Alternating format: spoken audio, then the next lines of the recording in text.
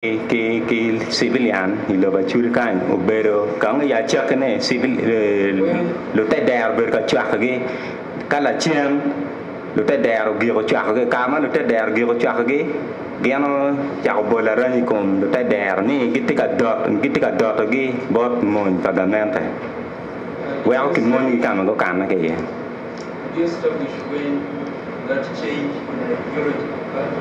Yes. It was when Betty Bigombe mobilized the Arab boys. E karma e kien ma piara bor Betty Bigombe o yobu dul ma kilwangi ni manu gitika tayar milwani kom adui elare ene wa ga la tamgi. I'm not quite sure, my lord, of the year, but from 1988, between 1988 and early 1990. Papo mohana ma be ento twer berikim ma piar bor mi bien ya chete ma piar bo no. Mr. Kumu, is that your personal opinion as a person who is from the north and who has been in the military, or that is an outcome of your research as an outcome of my research? Is it in this research? Have you included it here? Pardon? Is it included here? I've told you my research is not included here. That one is not included here. Mano berutan. I have submitted it's an omission. Mano berutan pirkini keje kata chala dokimi kwerani. Chali yuni dano mai aki ko malami Uganda kan. Chali yuni dano mai berki mon be. Be mindful that you told this court when you did this research, you gave the DPP a draft, and they sent it back for further surgery, and they included certain things. And that's when now you did the final thing which was acceptable to them. Okay? We near Kopo ni in Kong in me report ma TV but the Luangament and DPP. Kala Chian Ganak Gunyu to Jum can ma near team, I don't uni you manum makumbeti wanum watika jeng again. I can also state. Mr. Laka. Yes, ma'am. There's one thing that is not clear. You spoke about the indoctrination of the children using spiritualism. And the aim was for them to face combatants in military fatigues. And at the same time, you're talking about dehumanizing the children, and we're also talking about violence against civilians. So how do we reconcile that? This, my lord, arose out of the different questions. And the violence against civilians, how it came about. I was trying to explain it arose out of the departure by the civilians in terms of supporting the LRA. When Betty Bigombe launched or initiated the Arab Boys attack or defense strategy, which affected the operations of the LRA combatants. So they decided collectively through their leader that the civilians should be attacked. And the evidence is very clear. People with cut lips, noses, ears, even arms. Does that therefore follow that the indoctrination now changed? It is now the violence they acquired is being implemented in practice. Tengero mo chake ikarma chuak da onake ko madui ma Betty Bigombe o chako yopo dano mimi argo beta tayaro kitang milweni kom elare ana wa gendo lake ko chako tengero kom civilian ara bola rani ma pat. Can we also say that the change in that violence arose as a result of orders from Joseph? Yene wadani ala mu time mun ma chalo tim mi chapo tim gero obero to am a kibor la diet Joseph Kony kakar. Let's go to the second, page 145 still, second paragraph. Yes, read that to us. Page mia chele piara ngwan yo bi line me ario. Abductees initiated through indoctrination and brutal treatment lived in the face of very severe threat to their lives. Continue. Yes, continue. They were always made to live under strict ethics of the LRA based on spiritualism and death. Continue. In order to succeed, the LRA commonly used aspects of spirituality as its tool for ideological indoctrination. Continue. The overarching aim was to influence the mindsets of children and adults abducted, as well as to justify the violence they committed. This violence, in turn, became a daily part of the life of the abductees, who became members of the mainstream LRA and could remain so, even if the group lost its ideological focus. Continue. Spiritualism remained one of the very important indoctrination aspects for the abductees, who were always placed under tight bush captivity with the possibility of escape highly improbable. None of them was ever allowed to leave. Any attempt to escape would render them vulnerable to the nasty winds of the leadership of the LRA. And when you talk about leadership, the LRA, I presume you are still talking about that time, Connie, Vincent Oti, those who voluntarily joined him. It would be yes or no. Kaiti lock the telepa LRA. One anatamoni no ti lock coin gen ku ti mago doni dulman pegi kangi la boy date ma. I said it would be yes or no because leadership kept on changing. Yung la game tu arber kakare nyoko.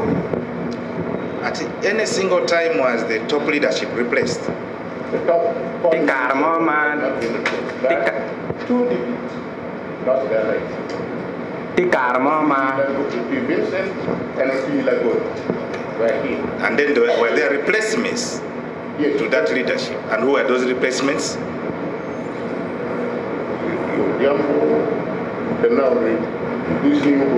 Yes, Okoto Diambo. Yes. Dominic Ongwen.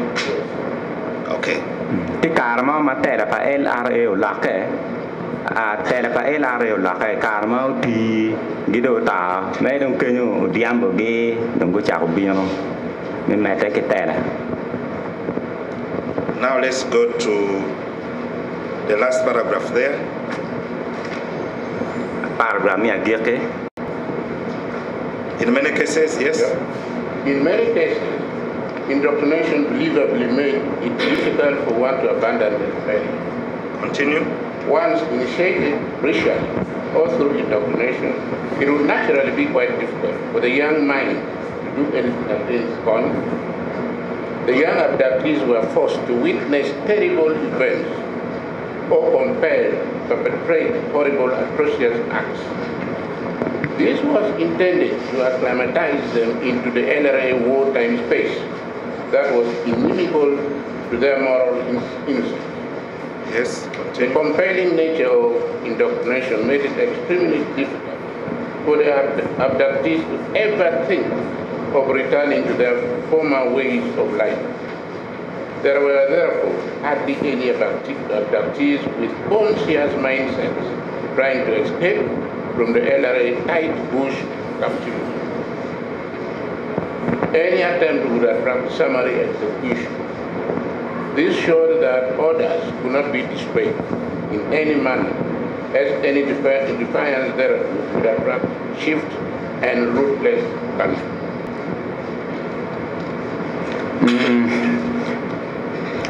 em bữa có quạt chân đi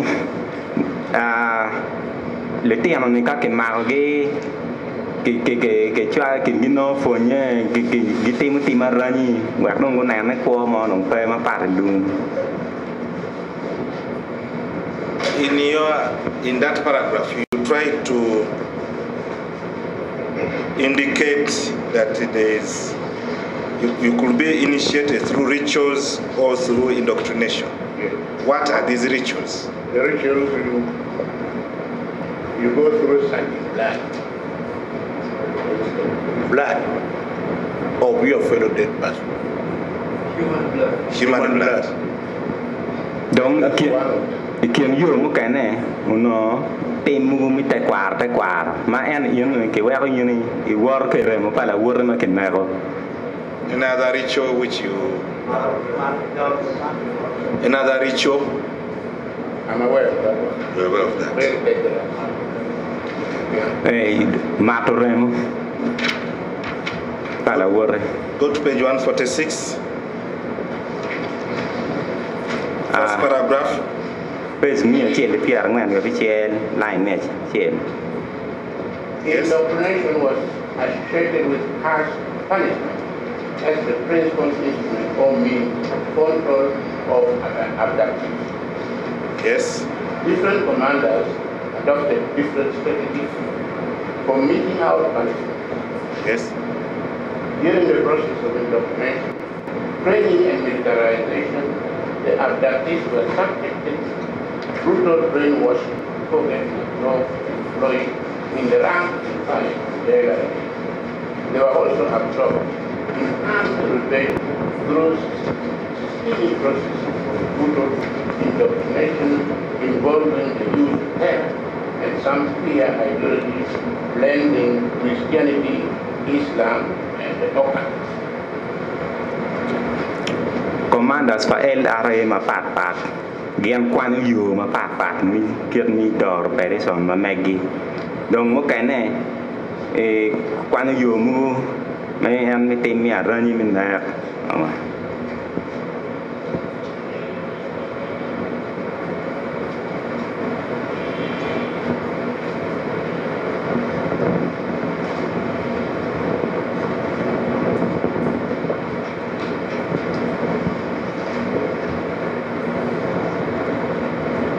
Talk about brutal brainwashing.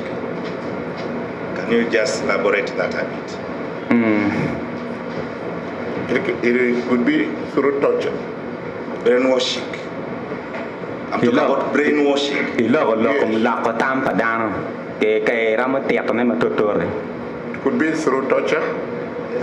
Then the constant indoctrination continuously taking place. Then that problem of strict ethics that could not allow any escape. Okay. Don't end you một cái này mình lạc ở tam cả đa mà không bê được. Cha đâu How that was done? Let this court understand how was that done from your research. Torture. Serious torture. Áo nó không được mà tẹt. Now, if one was a commander... Just a minute. You've spoken about Kwoyelo ideology that blended Christianity, Islam, and the occult. And you also spoke extensively about the spiritual belief of the followers in their leader. So what are these Kwoyelo ideologies that blended, some examples, Christianity, Islam, and the occult, that were used to indoctrinate and brutalize the minds of these abductees? I know there have been controversies in the LRA ideological and political orientation, which had been very obscure.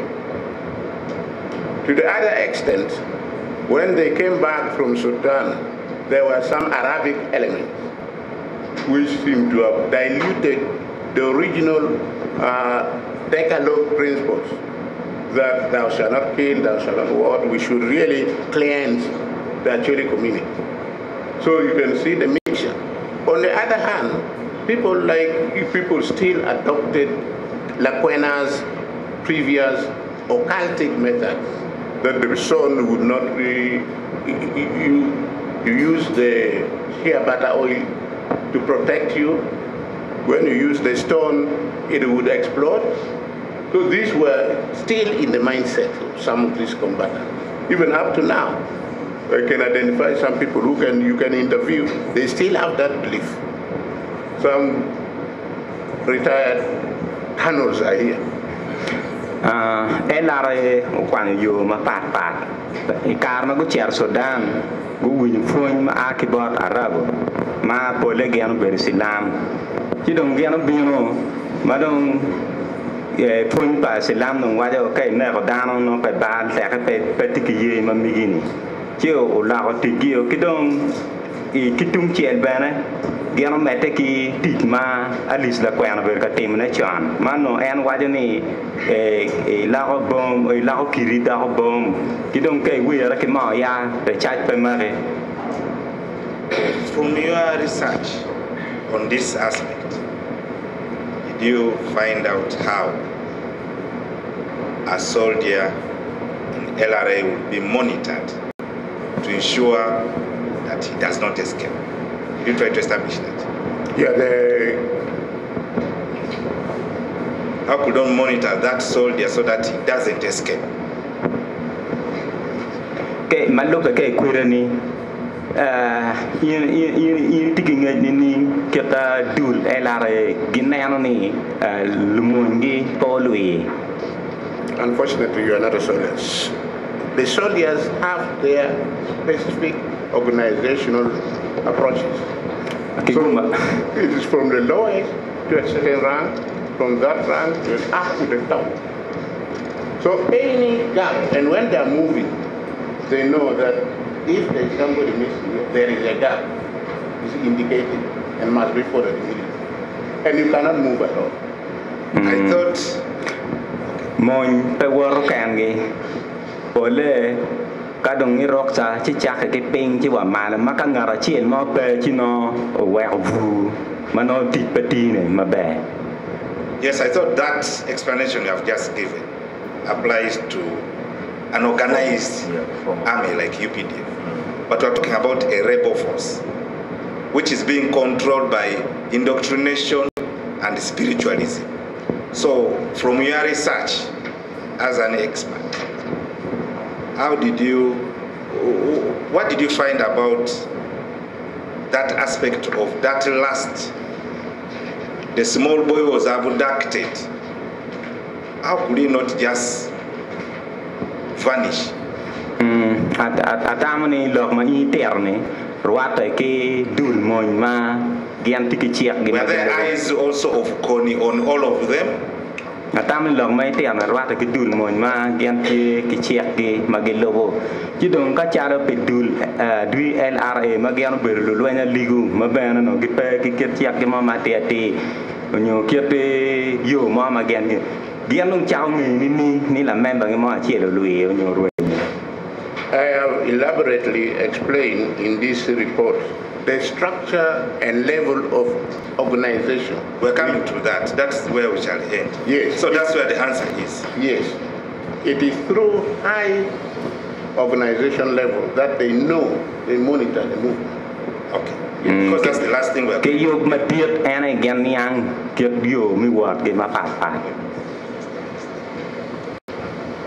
The ideological and the indoctrination bit. From your research, are you aware who the brains behind that were in LRA? That is still very enigmatic. No researcher has come across that. And it's very difficult. It's very difficult. You can take up the research, right? Very difficult. To know where the match of players. Because right from Lagbena, for instance, is saying the captain was a Roman Catholic whose spirit invited her to go to Pakwach. Then Kony, where he derived it, he is from, nobody will tell you. I have tried. le yono ni ke come la gamme ke come pe pen alice wajoni en tibu ma yo luan ma a ke nam ta kwai con như cô mẹ đã cái gần mà em thích kinh ye ye bạc chứ qua con nhang ngà cái cô mẹ thì cùng tam như nó cái cô mẹ ta. On page 147 of your report. Just a minute, Council. Yes. Page 146. You appear to be taking a distinction in the last paragraph.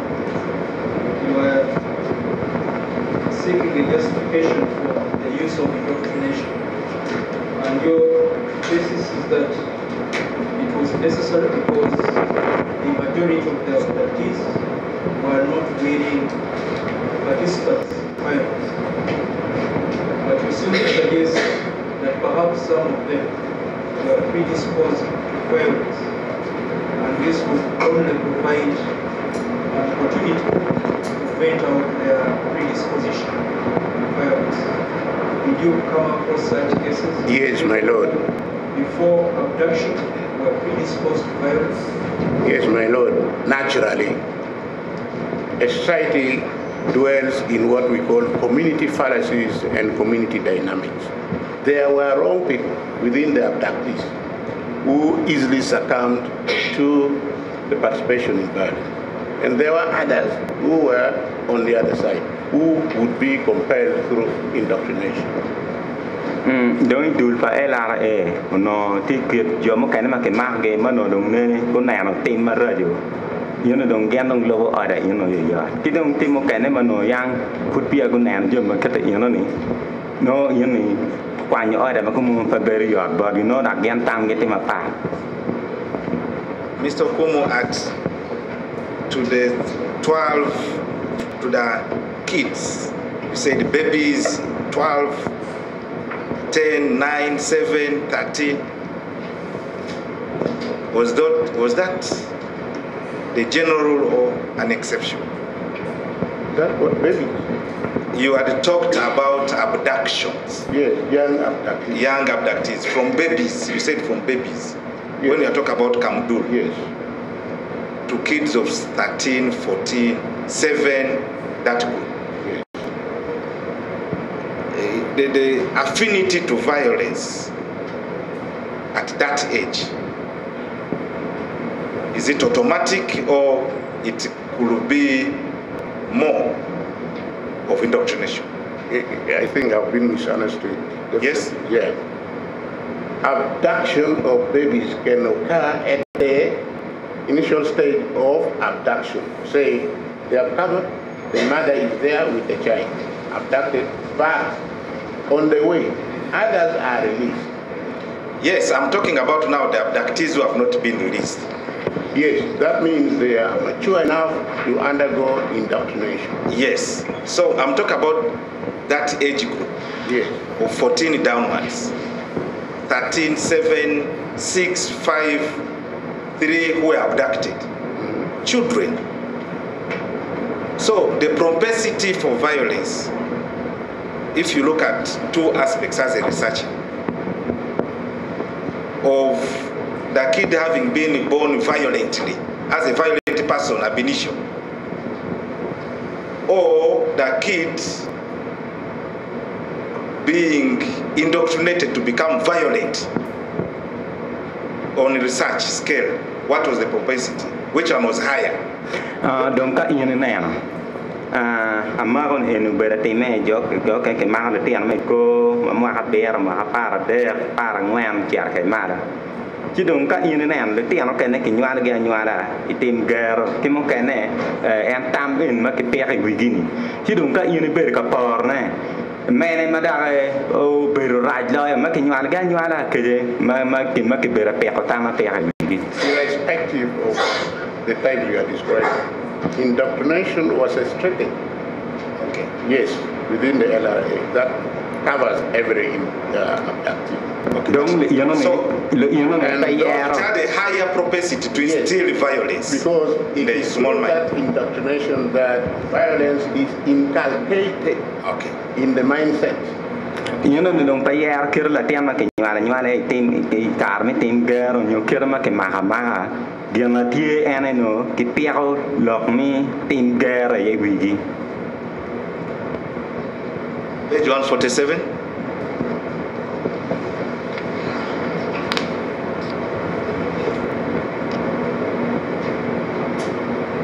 Last paragraph. Impact of abduction and bush activity on children. Yes. As abduction results in mild to moderate psychosocial consequences and creates symptoms of post-traumatic stress disorder, PTSD, and depression, northern Uganda was generally feared to be one of the worst places on earth for a child to live in. The experience of forced conscription into the NRA rank and file remains traumatic, having affected the physical and psychosocial well-being of those affected. Okay. Donc ana mago man makibera makone wero komar me Uganda no ber ka ber mo madung raja de da peletian ma tetian donc ana tian ma ken mago gini bera pe ko tamu marajo iwigi. This conclusion in this research, is it also applicable to the kid who remained in captivity? To the kid who remained, who was indoctrinated and exposed to absolute horror, trauma, torture, killing, maiming? Would that kid who remained in the bush have a mental disorder? Very possible. It's very possible. Yes. Donc ya girke mi kwedani ini no ni le tian ma ke ma no ke ber ka pe ko tam gu marajo men na ajiji mu kanani gian non ka chingu gudu gang ge ramu ber ke pa ko mi tuo wi kakare. So the psycho-social consequences on an abducted kid who has been in captivity was enormous. Very much. Donc ajiji pie wi le tian ma gu beri ilumi kakare. In your report, there was a time you stated, around page 129, you stated how the LRA at a certain point in time were in southern Sudan. Is that correct? Yes. Yeni reporte I face piara reo ya bungwen. Yeni terro kete karma mo karang kete LRA berke ko ping Sudan. And then Congo. Kedong Congo. Zaire. And of course, Central African Republic. Kede ko diara mi Africa. Okay, let's go to page 129. Yeah. Par karata mi a che piara reo ya bungwen. Page 129. That's the last part of our cross-examination, my lords. Page 129. I mean, we're now going to the military strength and organization level of the LRA. Are you there, sir? Yes, please. Okay. I read. Yes. The organizational level of any military group is determined by, among others, its strength on the ground, level of organization, and availability of military equipment. Tao pa dul mo ki kem chung ikom jum luan ma gian te kere kidong kita gian yo pa kere mi luan man. Using this approach, one may say, Dong teach ki yo mano ngat mo wajo ni. the LRA has been an organized armed group. Ngat mo wajo ni LRA ober dul mo ma no pagi pago yo pa tetwan. No. Okay, LRA no ber dul mo ma go yo pa tera. The LRA has been an organized, let me start. Using this approach, one may say that the LRA has been an organized armed group with a sufficient degree of capacity to design military strategies and share a command plan within its hierarchical rank and file. LRA no berdul ma magiano yo pe hatira mi lueng tingge manak ilok kien mi mon nyo kien mi mon. In terms of its strength, many sources would simply support estimates on the number of the LRA troops. Kidong gubugi mano tipeti maduong nwelgi no paduong katwan. In 2007, for instance, and the government of Uganda claimed that the LRA had only 500 or 1,000 soldiers in total, but other sources estimated that there could have been as many as 3,000 soldiers, along with about 1,500 women and children. La bole mahali bare ka bero gamete no wadeni dul second paragraph dul ela no tikimon maramu mia bi page 132 no wadeni giwelgi no ram elifade kodo second paragraph. Yes, in terms of institutional structural organization, the LRA was composed of a headquarters called Control Altar, a division, 4 brigades, battalions, and companies formed by platoons. Continue. Each of these units had a commander assigned to it to implement effective command, authority, and control. Continue. Under the main control altar was the High Command, which had a yard, a unit in charge of the spiritual affairs in the LRA.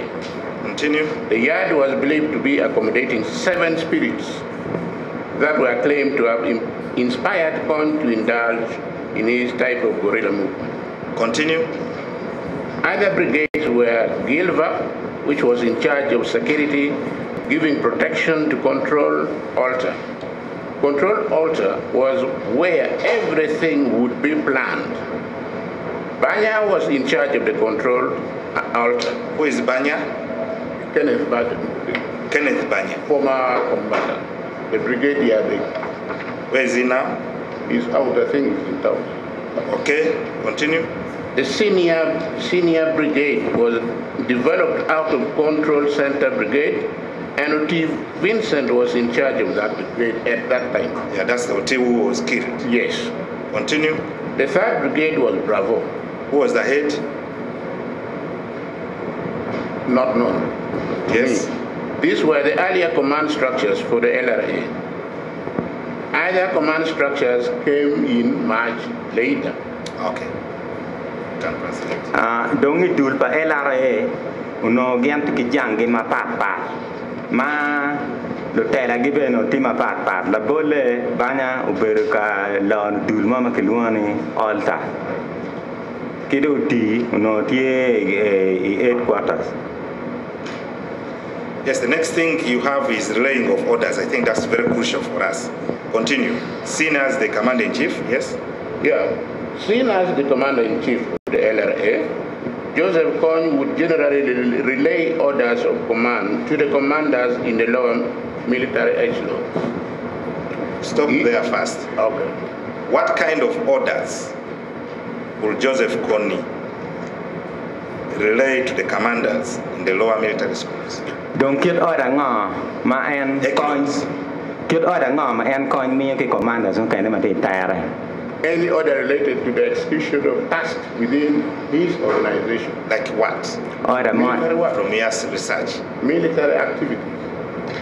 It's a military formation. So what I cannot tell you exactly what Kony would say, but what I know generally, it is a military order. No mio mere order mi mon. You see, ma en pe ramo wa no nga ma ti tam ke kom en mi order mi mon. Mr. Kumu, you are a researcher and you are testifying about certain facts which you have got from your research.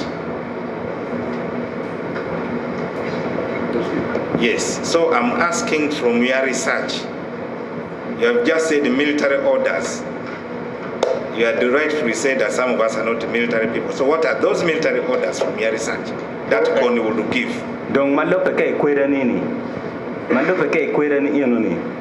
Order mi mon bero en order nga. nyu roksa mi mo ni be roksa nga. Orders depend on the exigencies of military operation. If it is said there is the requirement for military operation on Karuma Bridge, go there and execute this order. They will go. So what could be that military, that execution? Go and attack UPDF detach in Pabo? Go and abduct girls from Aboke? Yes, those are orders. And yes, that's what you tell us. Yes, those are orders. Go and ban some buses which are going to Arua? These are orders. Dong en roksa in kena tie mukane ma waje ni chere wang bait ma ake ya roa chere mon pagament ma giti detach money. Go and attack and we get food and supplies? Yes, those are orders. Chere mon wa ma nong cham ya chama. Yeah, order again, you know, rocks and again, you know. Continue. Second is, yes, continue.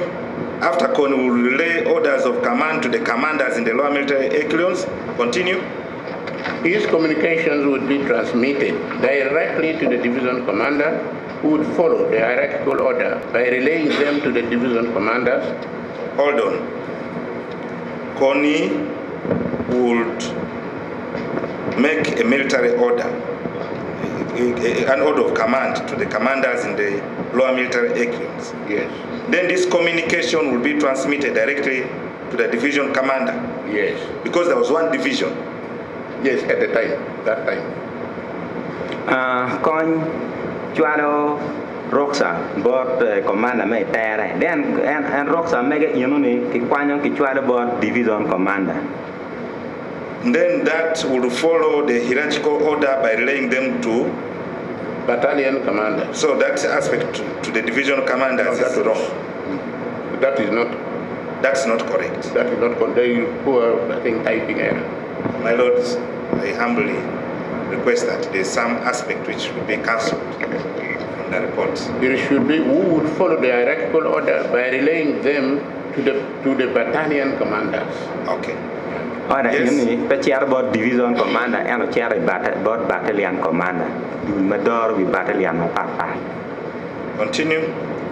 Who in turn relay them over to the subordinate down the hierarchical rank or ladder.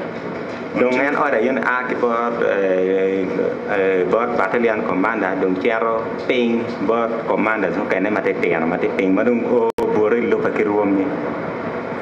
In that case, who would come after the battalion commanders? Yes. Who would come? Because you've told us to. It is from the division commander to the battalion commanders. Yes, at the time.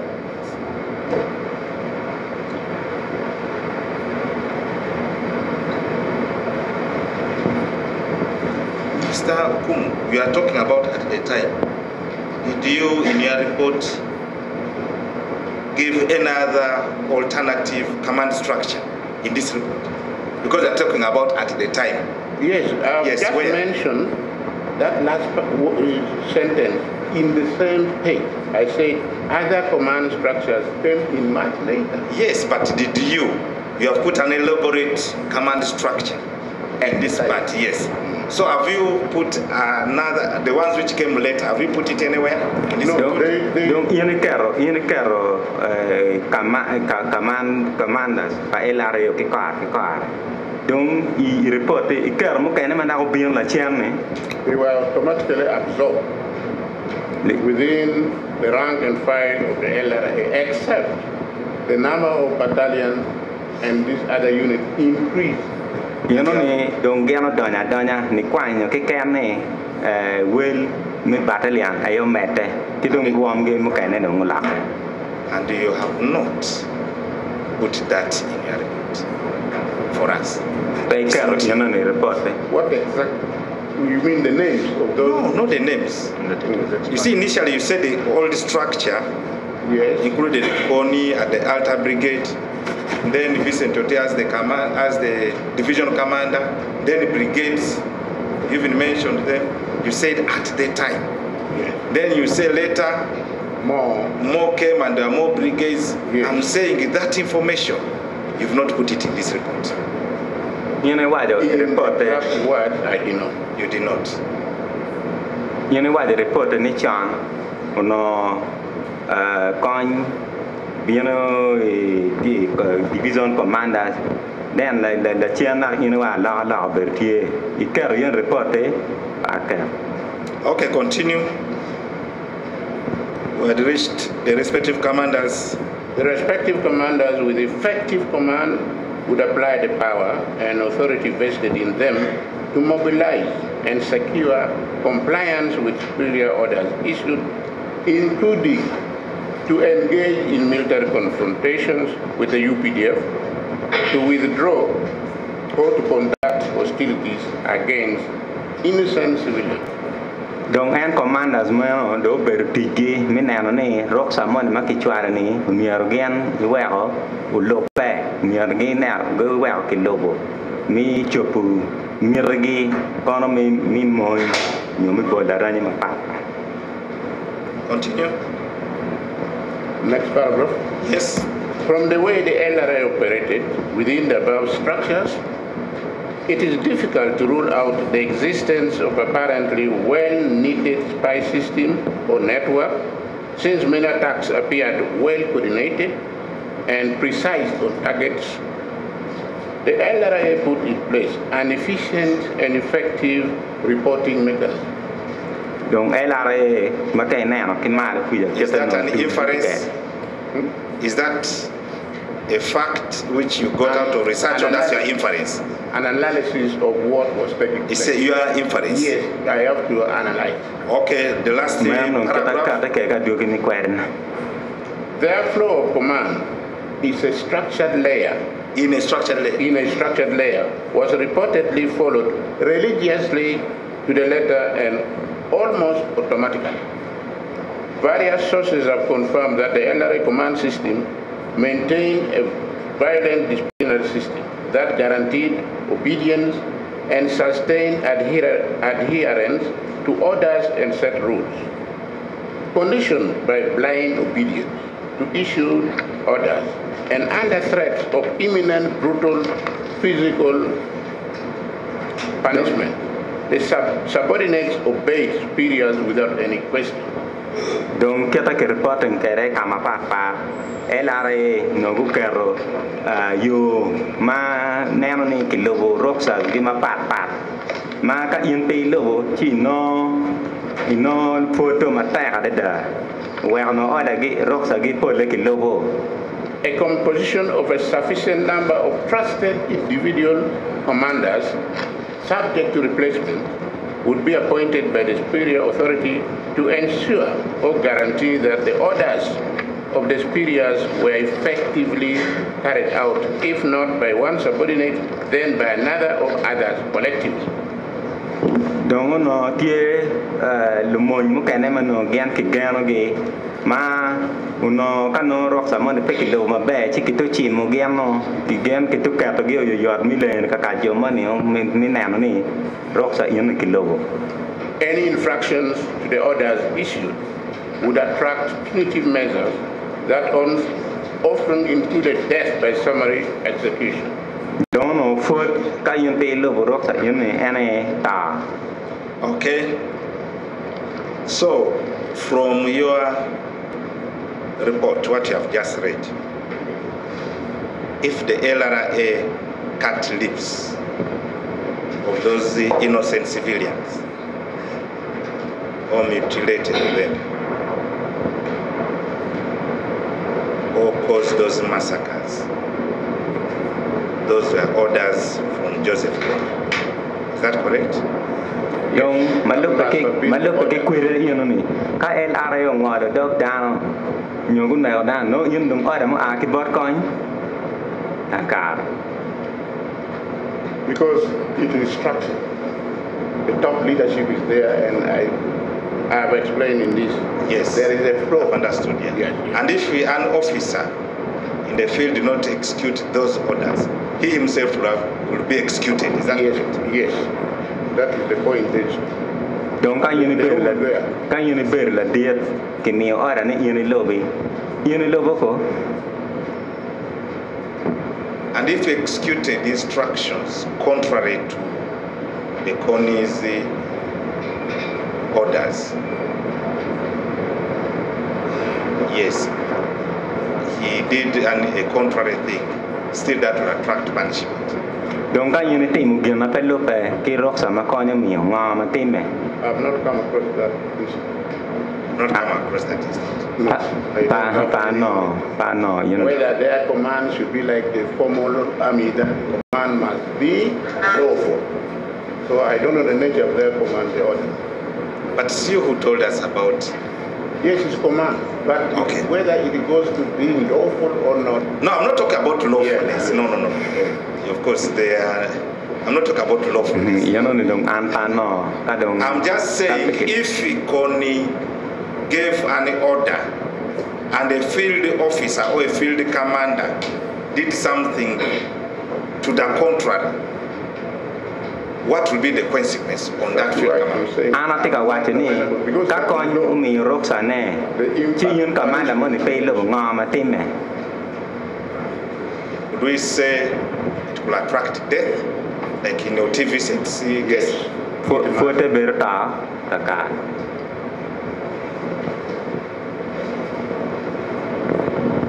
So, your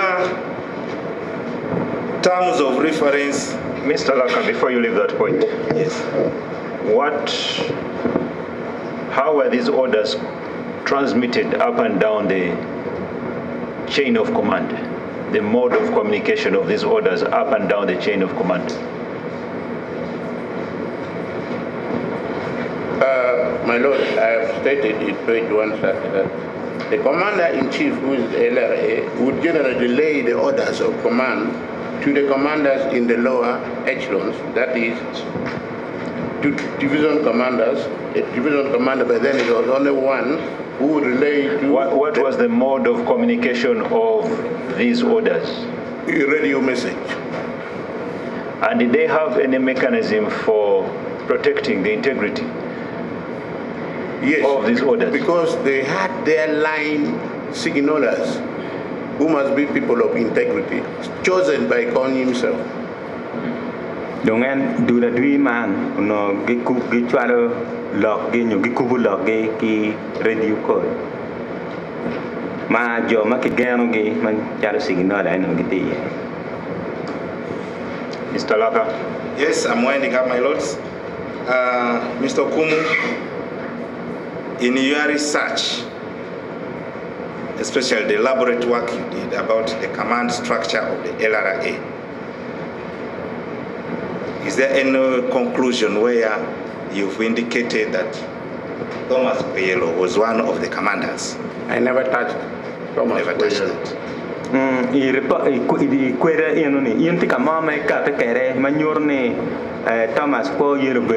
saying such a conclusion is not in your report.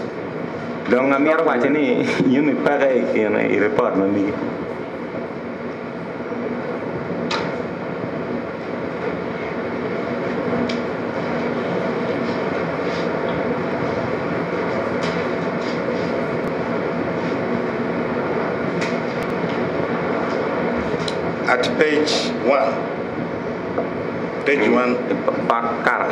Page 1, yeah, page 1.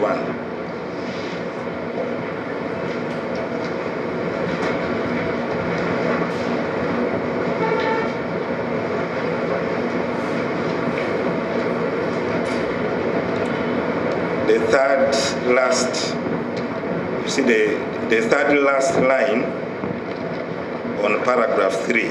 1, 2, 3. Line me at there, paragraph me at there. Yes, the report was. Are you there? Not got it. Are you on page 1? Paragraph 1 is introduction, vital perspectives. Yes. Paragraph 2 is the brutal violations. Paragraph 3 is the intention behind the DPP's initiated judicial process. Yes. Then in that very paragraph, you go to the last 1, 2, 3. Yes. Yes, start from the report. The report was intended to support the prosecution case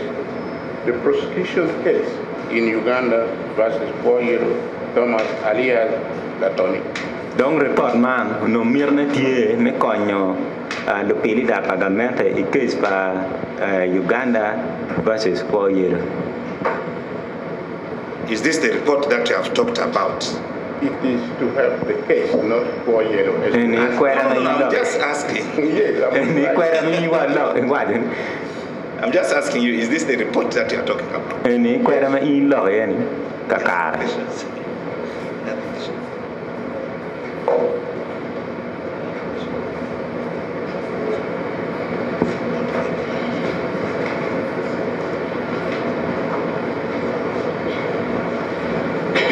My Lord, I'm grateful.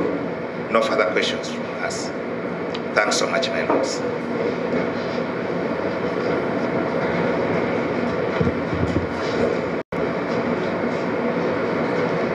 Any re-examination?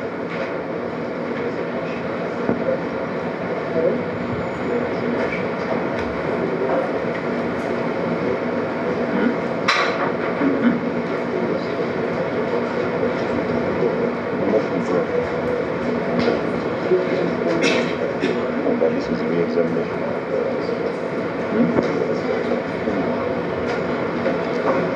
My Lord, maybe. My Lord, just seeking your guidance. At what point we could make our application? Is it after re-examination or at this point? When you seek your guidance, my Lord.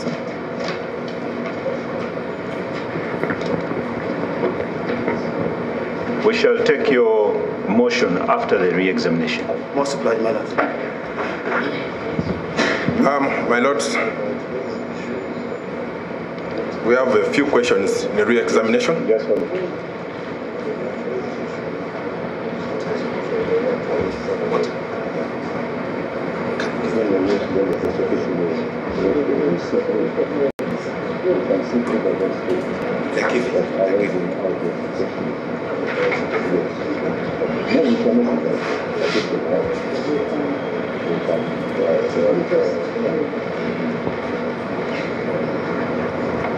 Mr. Bianci? My Lords, this is our re-examination.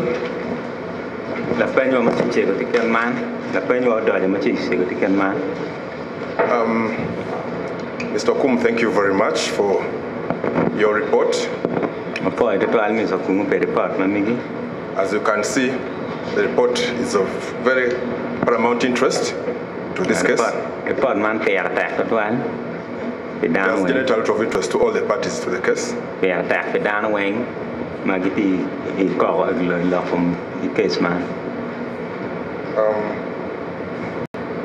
Mr. Kum, maybe for purposes of confirmation, can you tell us the methodology used? Again, how did you gather this report? The contents of your report.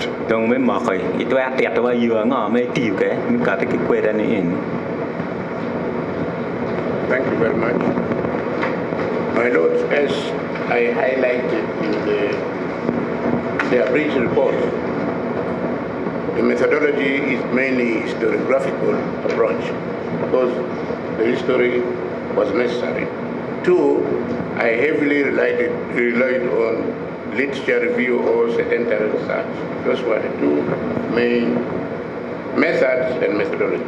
Donc yo ma tiu yo ari ma papa me chen quan mu ma ber ka quan vu kan mu ma papa ki dong me ari a ber ka nem te kwar pa du ki dong kama go a ke ye ki dong kama ki ti ye kar In the course of your cross-examination, you have heavily referred to previous works that you have done in this area. Can you confirm what works you have done, works of research? E karma you ber ka me report you ber ka te ti ma I ber ka ti ne ma pat e ramu mo ko man. Yes, I've done a lot of work. A ti ma pon ma da. But this particular assignment precluded me to include matters of law. Donc teach any no gaya me met jung muguma kwa check lokum cheko. So any writing on northern Uganda that relates to law I've excluded. Donc kiet lok mo ki kan mama ko mala me Uganda madak lokum check pa ker I church in. Second category, thematic area, which I've excluded, is the issue of access to justice, which is also legalistic, and I've excluded. Donc mi ario mo kane kakama pa mer ene nungu yo mi nungu ngol mati yone pa ker report. But when I looked at the TROs and realized that at least I have some significant contribution from my work, and I selected 3. We start with the prosecutor, and I gave them, including 1 copy of the regional dimension of the war in northern Uganda, which I distributed and presented in Addis Ababa. It is published. I gave them 1 copy. Donc karmaneno TDR anoni perate. Where is that one published? Yeah, the book. But it was published outside. Anoni perate we a choyo ma copy mo kane a chwala way boma ma diet me Ethiopia Addis Ababa. Give the members of this court the full citation, the title, my lord, publish. Cross-examination. His publication. This is not cross-examination. You've picked interest in them, and I want him to clarify. He said he has books, he left it to me. We do not go further than that. In the, what are the publications, what are the titles, where are they? We do not go into that.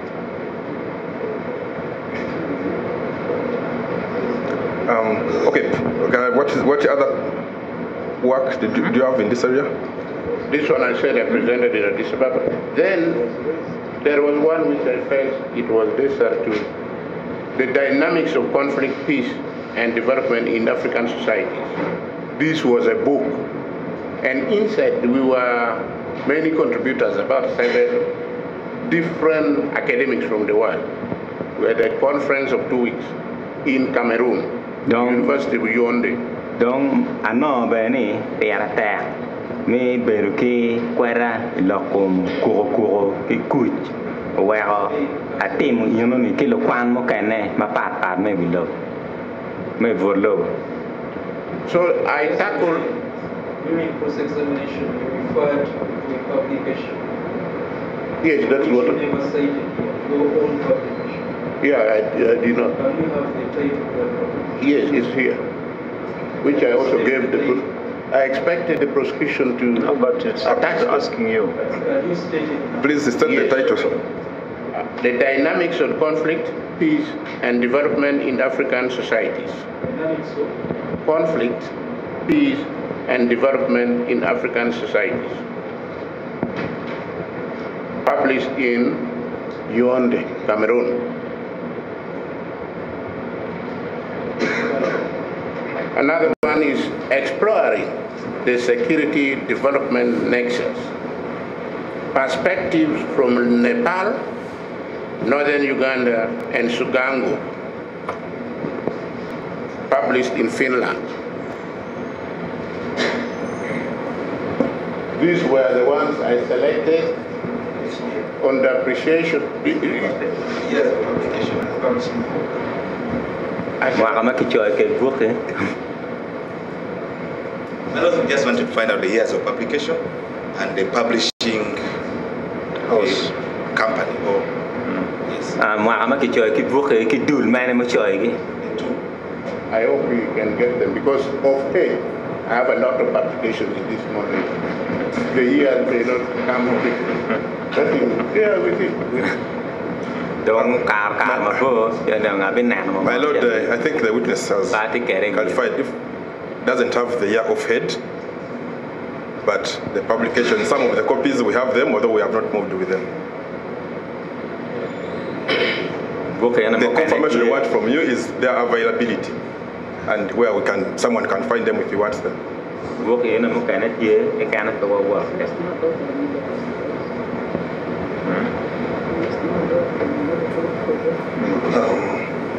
Thank you, Mr. Kum, for that information.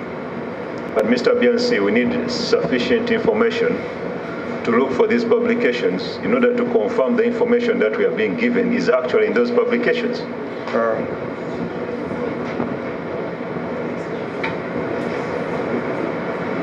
And you need to seek leave to show him. But my lord, he gave us copies, but we don't have them. We only have snaps of them, of the covers. My lord, I seek leave of court to help the witness refresh and confirm whether yes, that is his publication.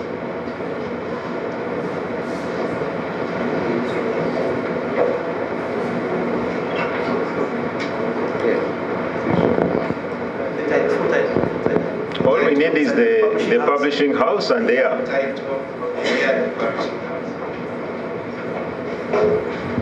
The dynamics of conflict, peace, and development in the African society, from local to international. The publication is in French. Who knows French? Publication is in French. There's no English. Yes, the ISD number 9956-647-01-2. ISBN.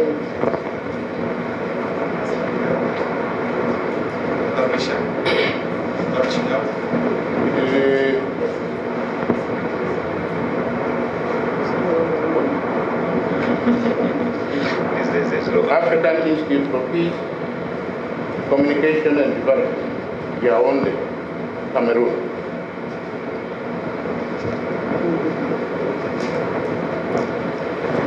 Yeah. 2010. French. No, it's in both in French and English, one book.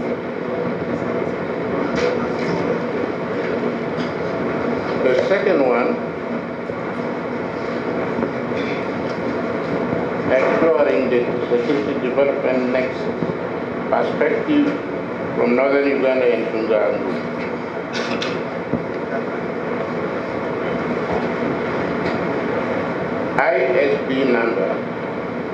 ISBN 978-951-724-822-8.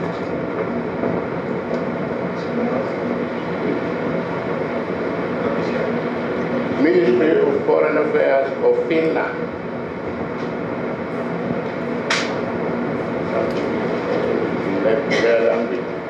In the year 2010. Interested in us than ourselves.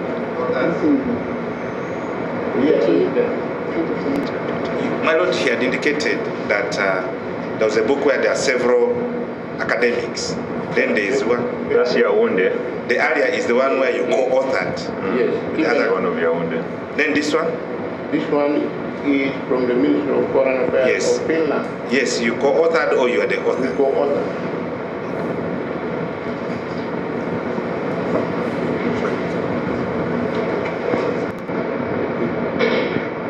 Yes, then there is the regional dimension of the war in northern Uganda. This one I'm singularly the author.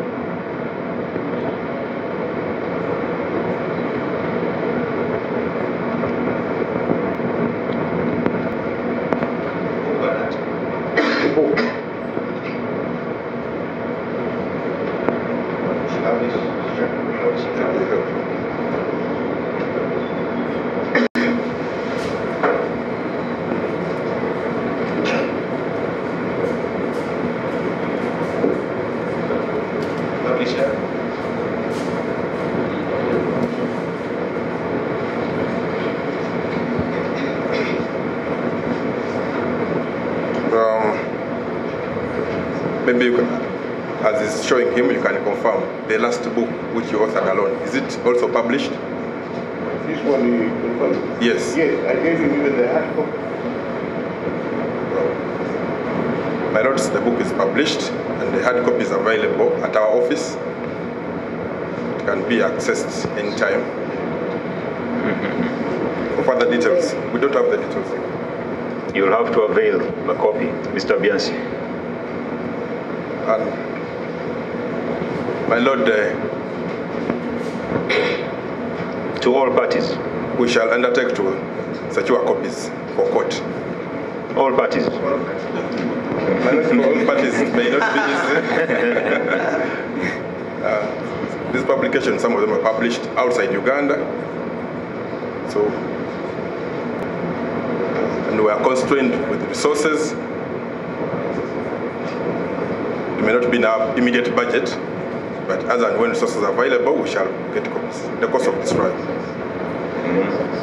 Gokman ko wati kage office ma mai kwa ka pe pa pe lok me chan da chi wa be po ko office na ki dan wang ma fut ko man te ka mete.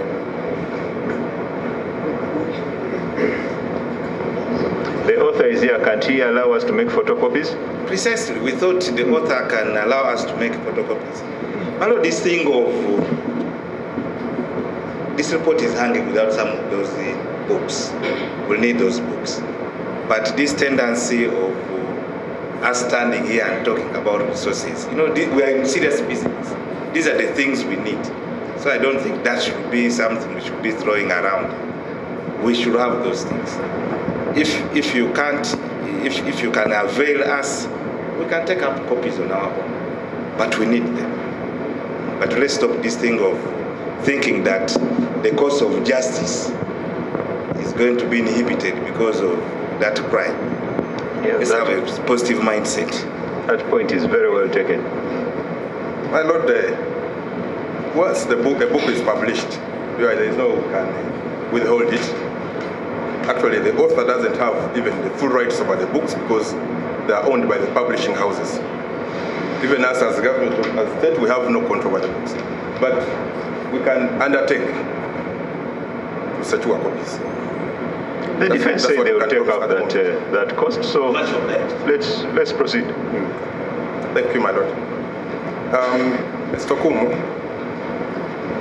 I would also like you to clarify on your service in the army. You stated that you were in military service for some 24 years. I would like you to make a breakdown of those 24 years. Until you exited. My joining army started from being a guerrilla. The struggle is in the liberation process. After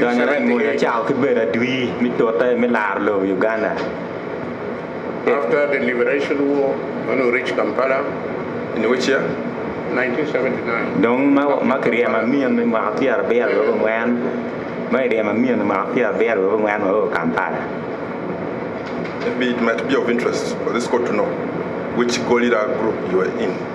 I was in Malu, the one for and the Tito Kwoyelo, the Malu Special Brigade.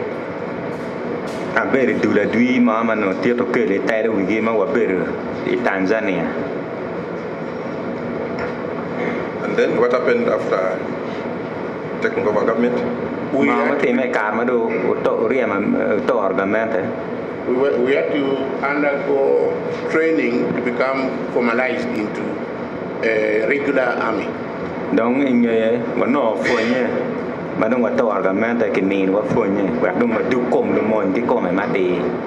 After preliminary training, I was posted to general quarters in Kampala.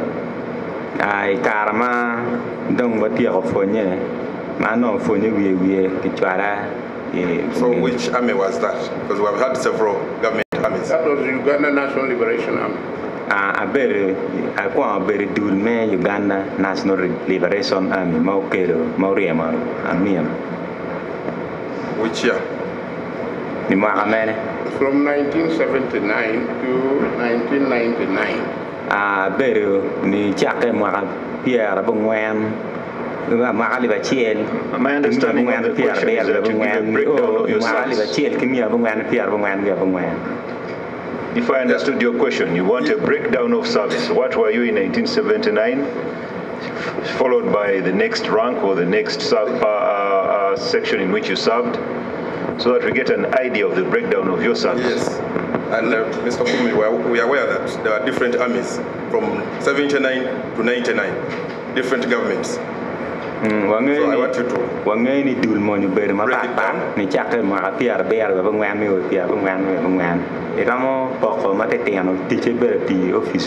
79, Uganda National Liberation Army was formed, and that was where I was. Uganda National Liberation Army, I was in general quarters in Bulange. General headquarters in Bulange.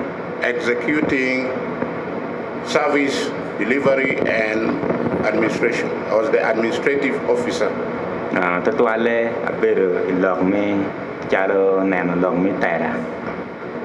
that, when the legal department was created, I was taken to the legal department.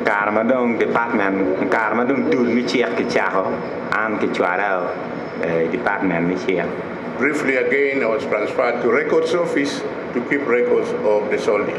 And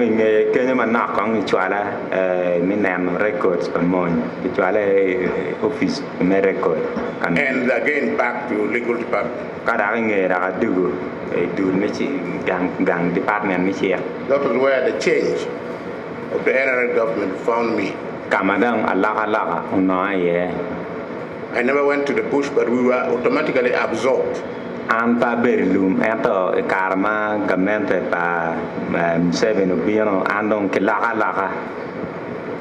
I remained in the same legal department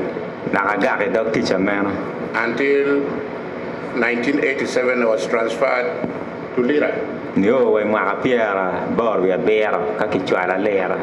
as the brigade legal officer for a new brigade. Brigade,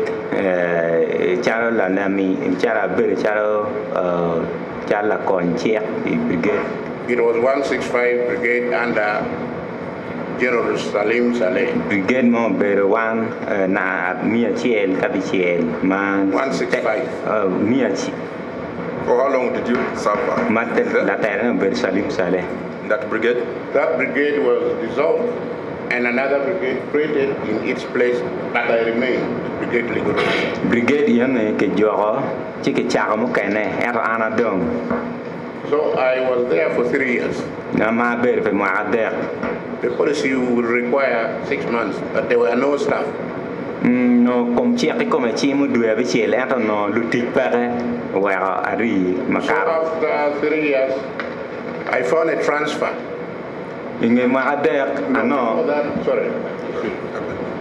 The brigade was brought to a division level called 5th Division. Donc brigade donc ke la du division. So I became the division legal officer. Je donc andong a better division legal officer ma kon ke la kom check.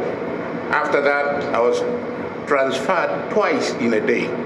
Inge yeme ke kovan ke rio in era chiel.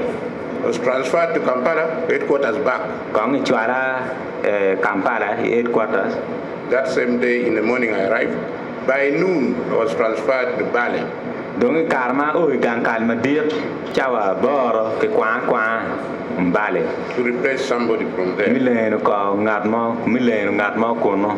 That was 3rd Division, and I was still in my capacity as the division legal officer. You know, ubero division me at there, and ana chiara tiu be enta fida chiel, ubero chiara division legal officer. Again 3 years. Da kono beri ma there. Transferred back to headquarters. Da ke duara gang kalma dir Kampala. Which years were you in Mbale? 1992 to 1992 or early 90s, but I spent 3 years. Ambero Mbale kian wa piar ko man mi ario ma na dong ke kon pa po ato I ma piar ko man no ma ping. So I was transferred back to headquarters and appointed prosecutor for all the divisions in the army. There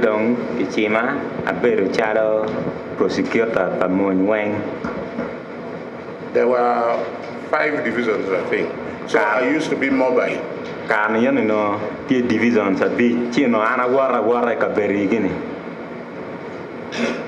And that was under military police. That department was under military police.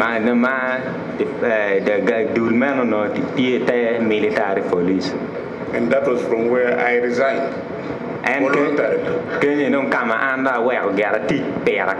Alongside other 7 lawyers, we left at once.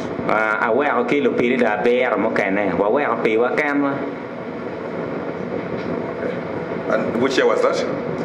November 1999.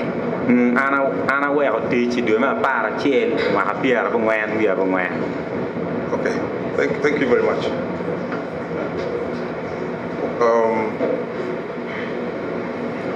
About your work now as a prosecutor in the army.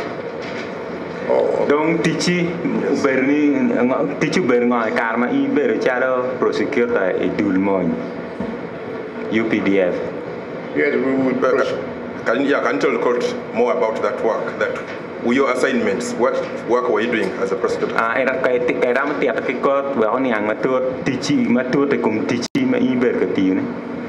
Yes, we had a department under the military police which used to be called Special Investigation Bureau of the Army. No, what department do military police not special investigation. These would investigate cases or crimes committed by military personnel only. Geno tigi me kweto bal ma monyo temo ke kam. Post arrest. Gem maro. The file would be sent to us, the prosecution department.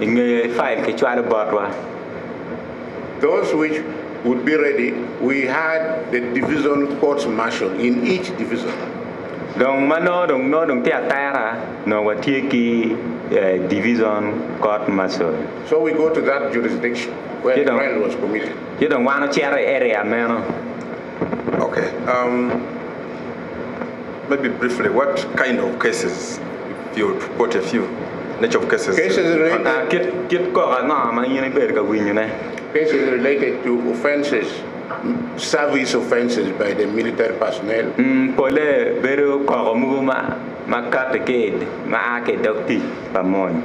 As stipulated in the the army documents.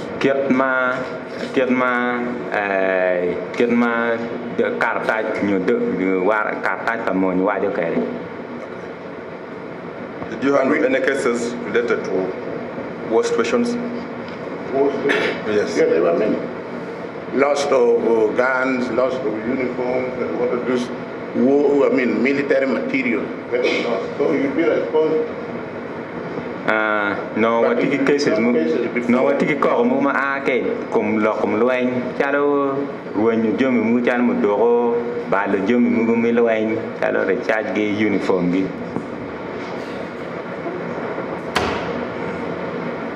But before that, before the establishment of this legal department, clearly, there was a problem of that field court martial you could have heard about. We were not. Donc ma foot pia ke chawan division court martial no watiki field martial. Field court martial. Field court martial. Okay, that was conducted by the operation commanders wherever they feel that somebody had committed. We were not involved in that. It was faster than our. You know, no pole commanders ma genti dagluan ene no gidor one no power biene. Okay. Thank you very much for that clarification. You talked about a lot about abductions of children.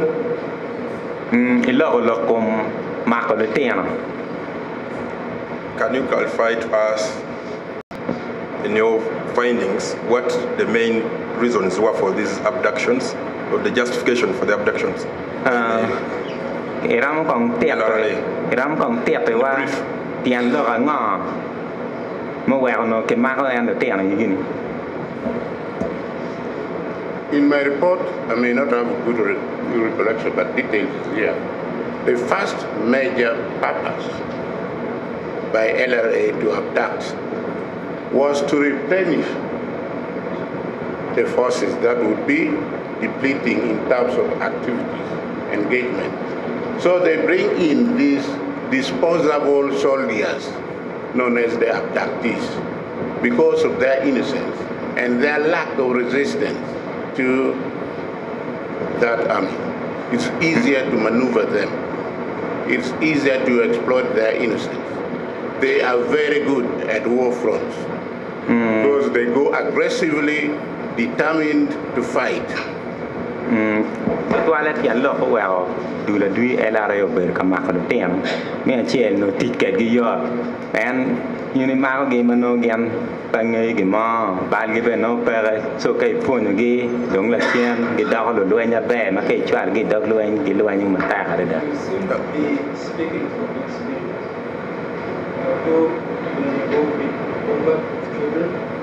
No, by that time I had left the army. Sorry?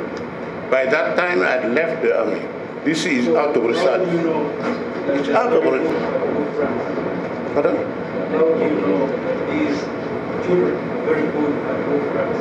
I conduct a series of workshops involving ex-soldiers who reported here in Gulu. Series. And we would get them to share their experience in front of the public. Ana ngi ni le ti ana lo nya ma be pen a ber ka yo fu ni mu ma te tiang cha ru wak so che ki kenya le tam ki jo mo a ke lum ana ke ta nian ke. Okay. In those children, abductees, were they of single sex or both sexes? Both sexes. Le tiang mai vera ma ko gini ki vera ma ka wo ke kan ke da nyera ki vera ma ka mo kan mo ngole. To include the different girls, boys and girls. Yes. What about sexes? Okay. A wo ka nyera we. Okay. My other area is about the possibilities of escaping from captivity. In your findings, were there any possibilities of someone escaping from captivity? Dong malo ke kwere ni no ti yo ma mi lui you know yo ma mi lui tie malo ke adu ke mi kwere ni en. Yeah, there were opportunities that a person could exploit, especially when there is war, active engagement, there is chaos. So you can maneuver that one. That is one of the ways. Yo mi lui no tie yo chiel en ke nem gwenyo ma ti kiem mon ki mon yen ni dong ka yen dong ki ma yen de reyon ti de yen yo ni ma to pe de dugu. In your experience, did you ever interface with escapees? Yes, there were very many here. Yen ne ma yen ni ruata ke ngat ma mo lui ruata ke.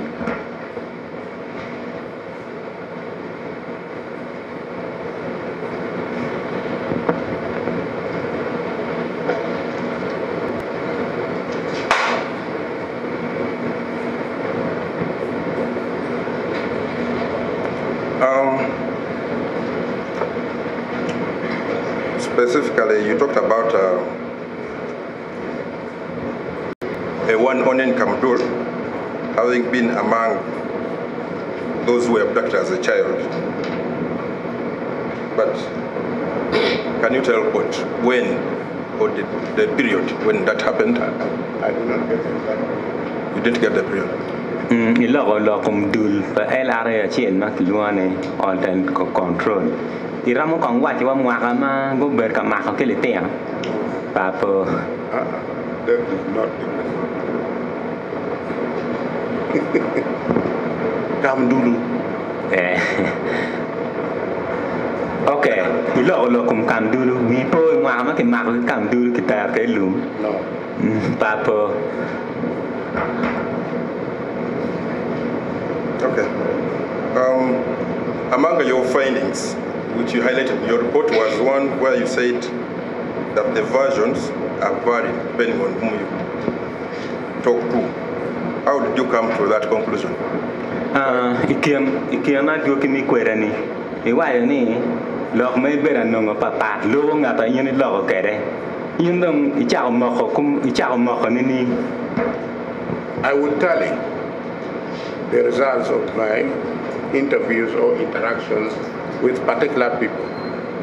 Then you see this category of people are always in denial of the impact of the war or the causes of the war.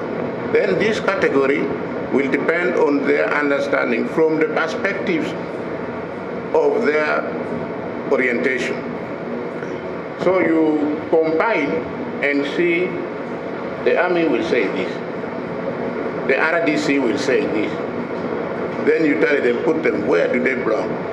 These are government agencies. Then you get the individuals who came from the bush, the ex-combatants. They will have a similar trend of argument.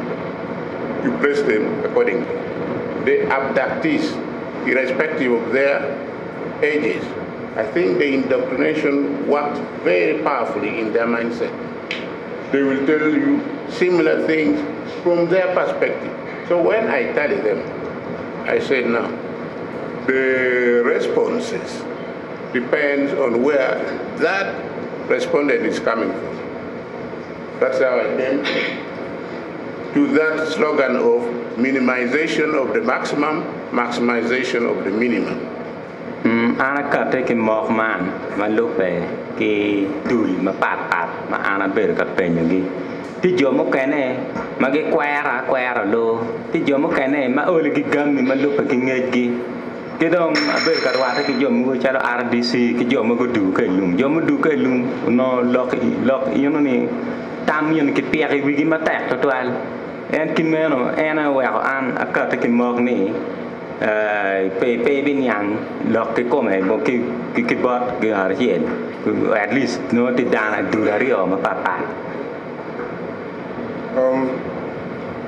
You also talked about the impact of the intervention by the Arrow Boys of Betty Bigombe. Did you ever interact with any of the former Arrow Boys or members of that group?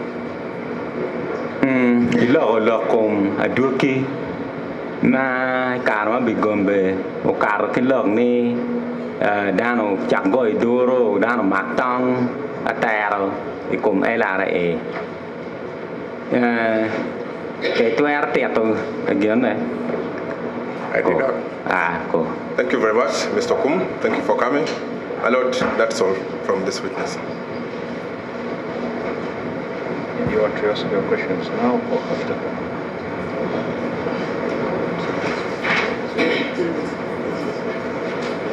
She had some questions.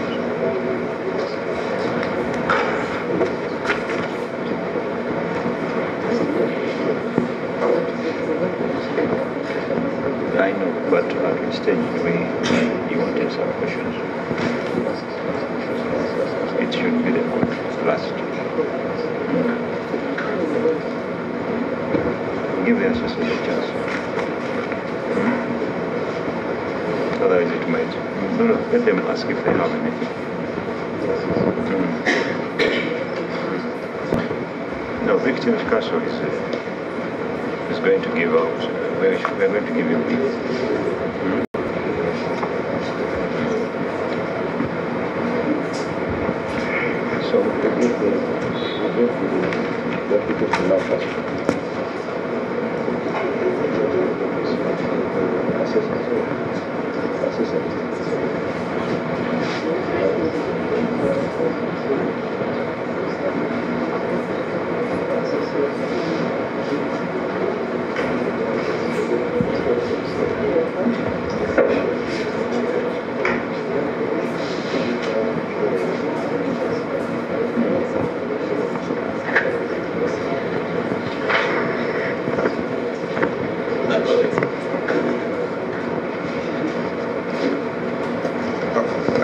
Yes. No. We'll take the application now at this stage.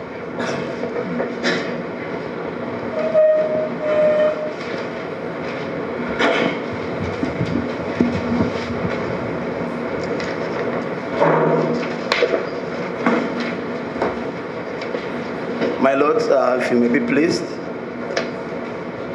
I present the victims, Henry Kilama Kumakech, for the record. My lords, we are making this application, this motion. What take a leg go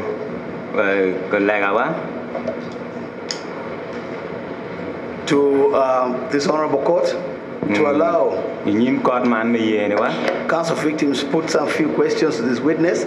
me la pilita matika chumpe jo mo no jo mo wo ka ya won me ko man me ka la pen This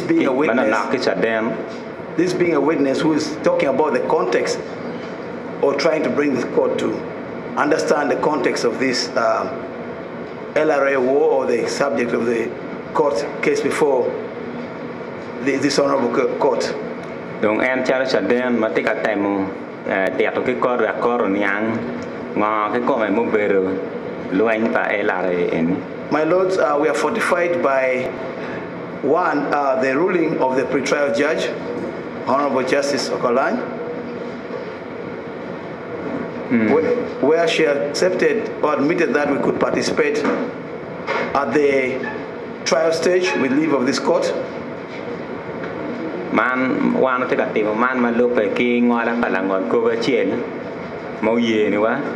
We are also fortified by the practice direction of this court.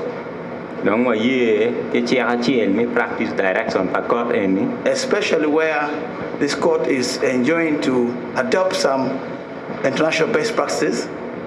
Donc to toile ma court en ye mi nano la bol mu ma ba or necessary changes or adaptations and to fit into our trial system.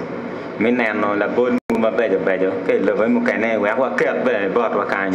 My lords, especially Article 68(3) of the Rome Statute. Donc to toile dul pen chiak pia bi chen wi bor mi Rome Statute. We also look at Rule 35 of the rules of this honorable court. Donc wa nano dul ma dor court en pen pia wi bor. My lords, Rule 35 discusses the best interest of victims.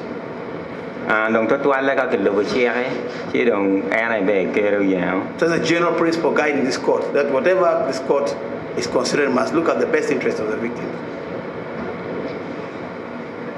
And our argument is that the contextual aspect of this testimony of the witness affects the best interest of the victims. Donc to toile na wa tie ni lok ma cha dem no wa de eni gur kom jo ma gu ke te man mi ko.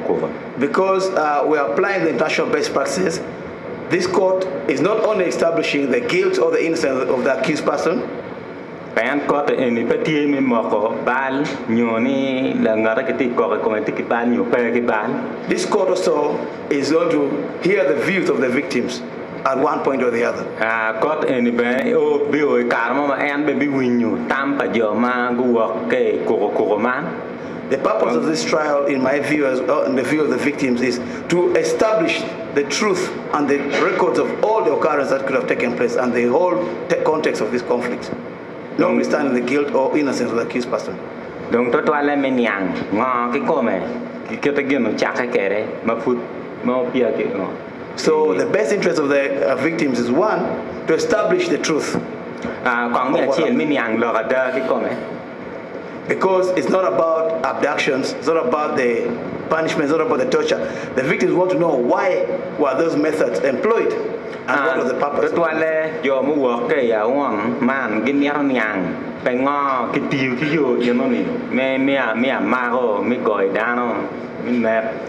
And also perhaps who perpetrated these acts.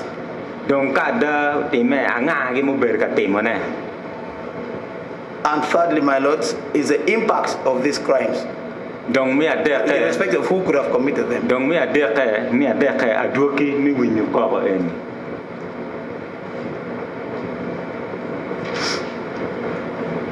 My lords, the victims are also interested in, for example, knowing, since the researcher or the expert talked about ethnographical and many anthropological aspects. They want to know the concept of victimhood, for example, under the Chole context, if at all is there, the African society. This is the only stage and that we can bring this out. And jomuno one man ben a gimme niang ngo cái cô mẹ mà tay quả và wajo. My lords, we have the view that this witness might save some cost, because if we don't do this at this stage, then the victims must then bring another expert to talk about all these aspects, and that will perhaps lengthen the trial, which the court is trying to avoid.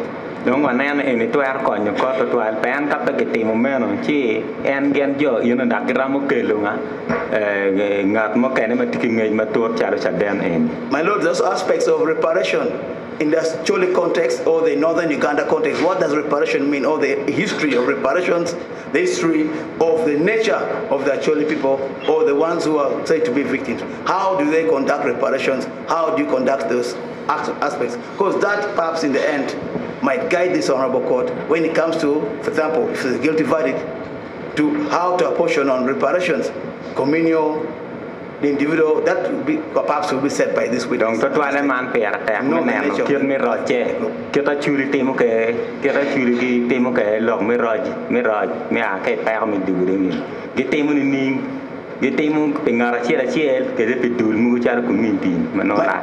My lords, counsel of victims are very aware of our role in this case. Donc la pele da pa jo ma ku no wa en nge yo ma tek log en. We know our role. Our role is not to establish the guilt of the accused person. And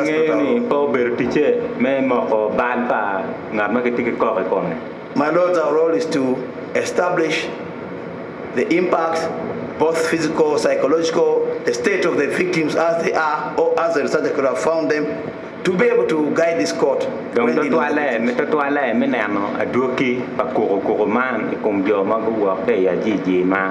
My lords, I know the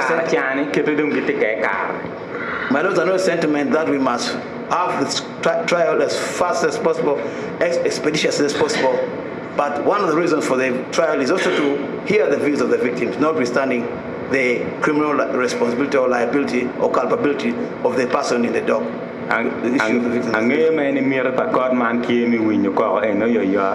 So to rush the trial, crush the trial.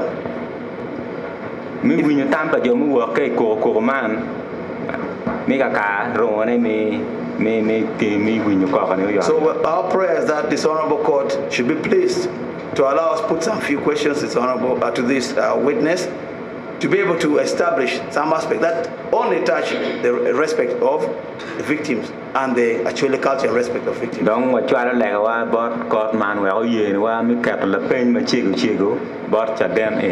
Unless this court will allow us at some point, at a very high expense, look at logistics, to bring a witness, expert, to talk about history and all these things, which it's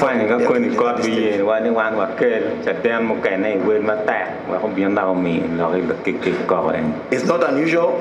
International courts have allowed victims to participate at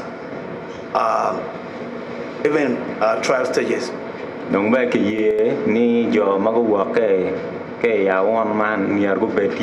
have some text from the ICC where victims participated. And they has been went overboard to even start this deal with the accused person in the dock. But ours were limiting ourselves to only. And so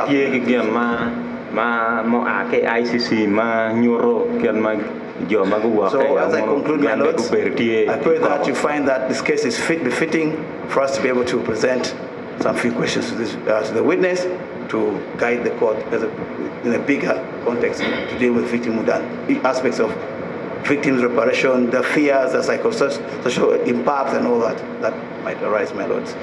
That's all I can say.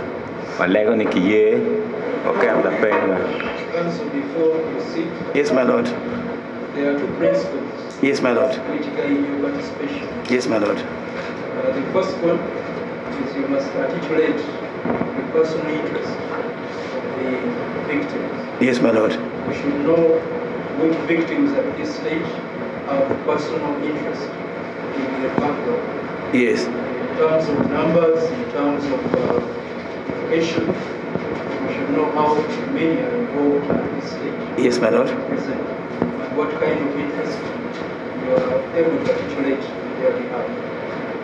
The second is, in doing that, you must not compromise the fairness of the trial. Yes, my lord. The paramount duty of the court is to guarantee the accused person a Yes. fair trial. Yes, my lord. So the participation of the victims should not compromise the duty of the court. Yes. Yes, my lord. And one of the dangers we face is you bringing up issues which perhaps should have been disclosed earlier to the accused, which come as a surprise at the time of defending himself. Yes, That is the reason we have proposed to you Yes. that it is better you do it formally, Yes. so that the accused person has notice of what kind of information you want to draw to the attention of court. Yes. If need be, to enable him to prepare his response. Yes, my lord. to such issues. Yes, my lord. Sometimes the issues you bring up compromise the ability of the prosecution to articulate their evidence. So this is something I did bring to your attention on the previous occasion. We allowed you to do it informally, but now you need to articulate it orally. What are those issues, very specific, that attach to the interest of the victims, and how are you able to articulate them without compromising the fairness of the trial? That is the interest of the trial. Yes, my lord. I think maybe one of our pre-conference meetings perhaps would have to guide us also. For example, if you are bringing witnesses on either side, for example, prosecution should be able to give skeletons of what the witness wants to prove. If not, then we are prejudiced because we can't get everything at court. So we should perhaps adopt a way of putting skeleton arguments or skeleton sort of map of what a witness wants to come and prove, so we can be able to know and also apply in time. So in the absence of that, we have issues, and that's why I articulate the issues of, for example, the concept of reparation in Acholi, concept of victimhood, for example, concept of maybe the impact on victims. It doesn't deal with the accused person. Those are the few things I talked about. Now there's a danger in that. Yes. Reparations presuppose the finding of guilt. Yes. How do you begin discussing reparations at this stage when we are not sure whether or not there's a case against the accused person? That's the danger now of raising such issues. My lord, the proceedings of this court will not only be for purposes of the guilt verdict, right? The proceedings can be used as a public document that if somebody wants to use them, they can be able to use that document. Yes. But for us, is it fair to talk about reparations even before we find there's a case against the accused person? That would be kind of introducing a bias into the proceedings, which we are hesitant to permit. I would rather you limit yourself to issues which are relevant to this stage of the proceedings in terms of personal impact on certain individuals, which you think the witness can bring out, which perhaps he could have come across certain locations, certain impacts in those locations that can form a background to this trial. Yes, my lord. I think that would be the limit. Yes, my lord. This witness being a general witness in nature, a witness like who the intention was perhaps to support both sides, although maybe he was contracted by the prosecution, but ideally should have been by the registry. If ideally it should have been by registry. So we are trying to use this knowledge to help us. That does not make the accused is guilty at all. We're saying if at all there are any repercussions, because we might also seek, for example, the audience of government. I'm trying to request you to articulate your area of interest. Okay. More specific, so that we can address it. Most obliged. My lord, okay. Our main area now is about the general impact of the war, because it never mentions the areas indicted. So we're saying what are some of the consequences, both physical and psychological, on victims, as a general principle. General impact on Victims. certain victims or all manner of victims. That is it's two-way. I think you need to be more specific. My Lord, this question is going to guide us, but we're going to bring actual victims to talk about the impact of their colleagues. But that then will be reinforced by the testimony of this witness if at all he has anything to do with the knowledge. We're just building our case until the end. In that broad answer, you are aware of the indictments, you know places where these offenses allegedly were committed. Yes. You have victims in those localities who are not lined up as witnesses, who have interests which might not come out clear in the prosecution of this case, that you like this witness to address. My Lord, I think that would be a yes, but yes, most obliged, my Lord. This witness does not even talk about the indicted areas. So in other words, his testimony might not be relevant if we were to take that approach. Because it might not be relevant if we were to take that approach. It should have been indicted, should have mentioned Pabo, what's it called, Lamogi. We're saying no, as an expert in this field, what are the general impacts? Then if we come to Lamogi, we might bring victims who have been allowed to participate to delve into this issue. But when he's given a general framework of the impacts of the war on victims. It's because your role is unique. Yes, it's about personal interest of victims. It is not about the general interest of victims. That is the limit of your participation. You are advancing personal interests of victims at every stage of the trial. Yes, my Lord. But there are some victims who have spoken about participating at the end, which is reparation according to the forms. And others who are, so we must set up the grounds. So some of them are participating at the end of the trial. How will we deal with our issues? Because whatever the outcome of the case. This is my take, I don't know. Yes, maybe you could, among yourselves, because we're saying we're laying a foundation of the impact. Some person may not appear in this court, but eventually, if the court comes to a verdict, it's going to affect them at the end. So the court must have a foundation upon which it might act. Without necessarily, the court must then balance to make sure that they are not taken up by the testimony or whatever submissions or by the witnesses. They must have that somewhere to show this. Yeah. What I understand therefore is yes. What you've presented cannot be improved upon.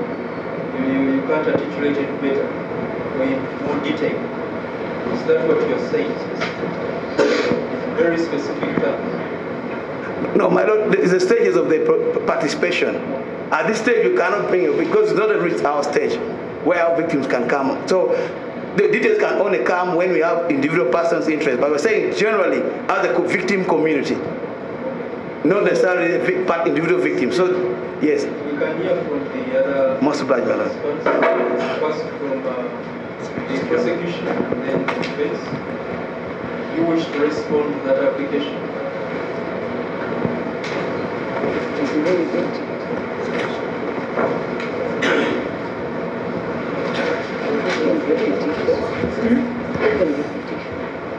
No. My Lord, from the prosecution, we are leaving it to court.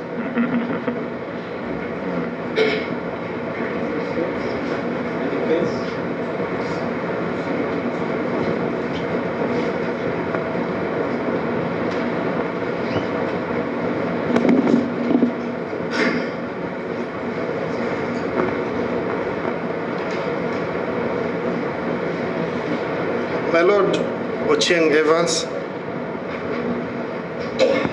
on our part, my Lord, we have to indicate to court that on our part, we are finding difficulty with their participation at this stage, my Lord.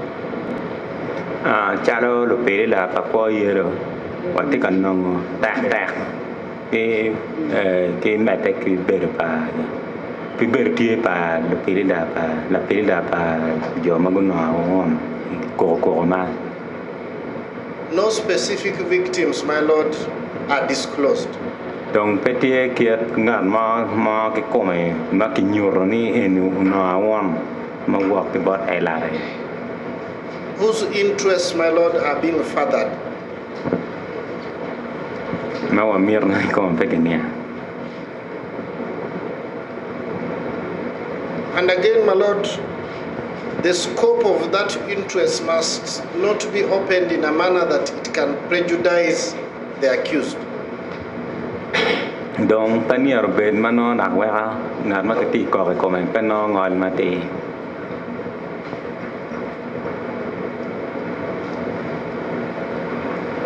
At this stage, my Lord, we do not know what they want to ask him, and once it is asked and it is out,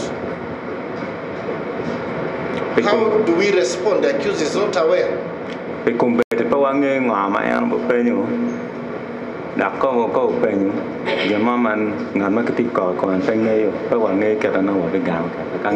my Lord, with the suggestion of court that when they make a formal application, we can see it and discuss it with the accused, and in that way he will be notified.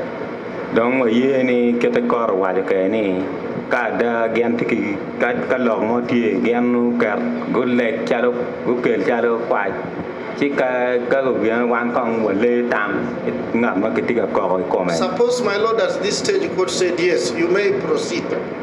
At this stage court says yes, it's okay. What exactly? Because that ambush may occasion an injustice. Donc cái có gì nó đã em mệt đấy, nhiều cái nó mệt đấy. Chứ don't bạn em nó này bao bọc qua không ngờ mà cái tiền còi của mình nó. We do not know what they seek to. Will be seeking to establish. The accused does not know what he will be seeking to establish. Donc quan tôi nghe ngỏ cái còi mà em mẹ cái ngợt mà về này cái tiền còi của em tay nghe ngỏ cái còi mà em tay cả mẹ. And do we now cross-examine to counter him? So we will be seeking guidance, but we object. Chứ don't là bên như này, quan ông nó với gam mà mới được hoặc mới đi nó em tiếng, quan mà quẹt lại cả mình.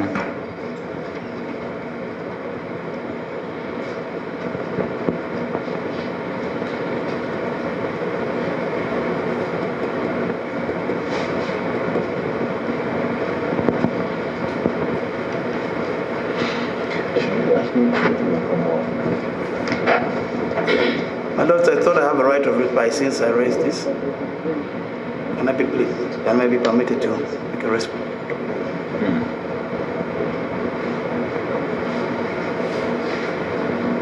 So you can go ahead.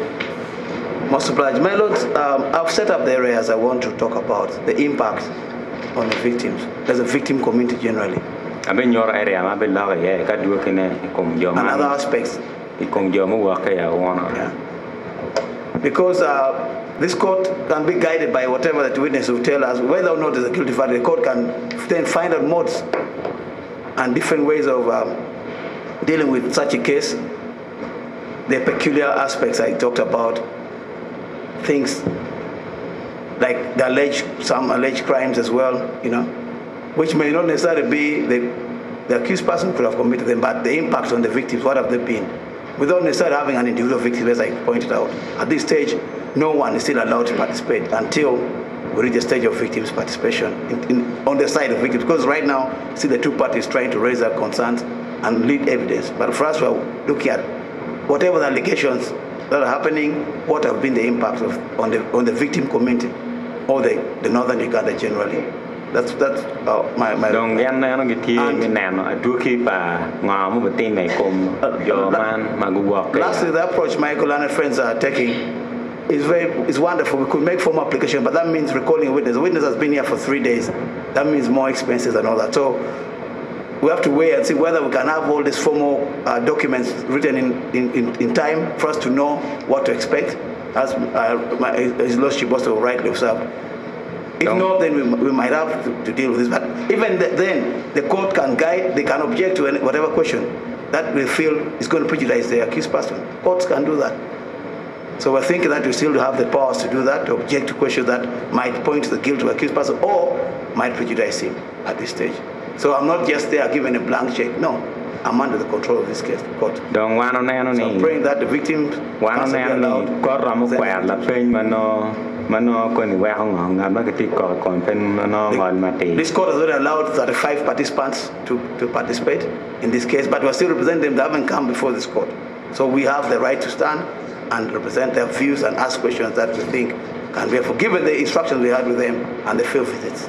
So I'm praying that court finds that there's merit in our application.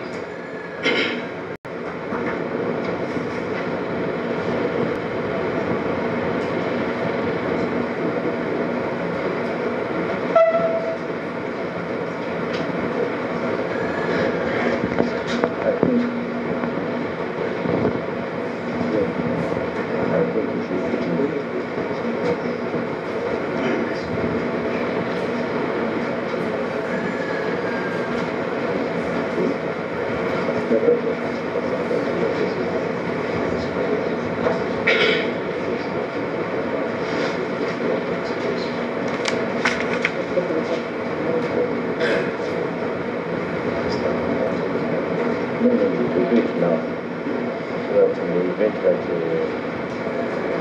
we review the scope of this report, I think that either already been covered or its prejudices that first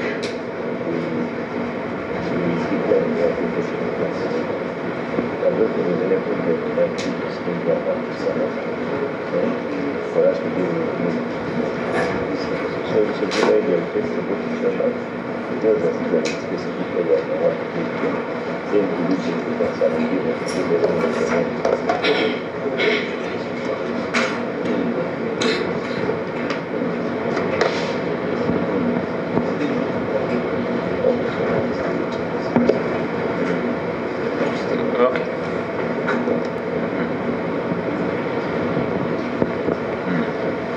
Because we have adopted an oral application like to confer the counsel for the defense and the prosecution and victims counsel in chambers to agree on the scope of your examination.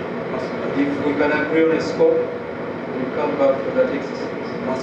If you cannot override or satisfy the fear that there won't be any prejudice violation of the right to a peace, fair trial, then perhaps postpone or defer your participation. So we'll adjourn for maybe 10 to 15 minutes and return for that exercise.